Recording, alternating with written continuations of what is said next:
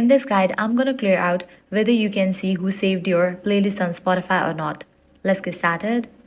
Unfortunately, Spotify currently does not let users view the exact names or profiles of people who save their playlist. However, you can still see how many people have liked or saved a playlist publicly. To check this, open the Spotify app or website and go to the playlist you created. Click on the profile icon, click on the option View Profile. Now navigate to the section Playlist.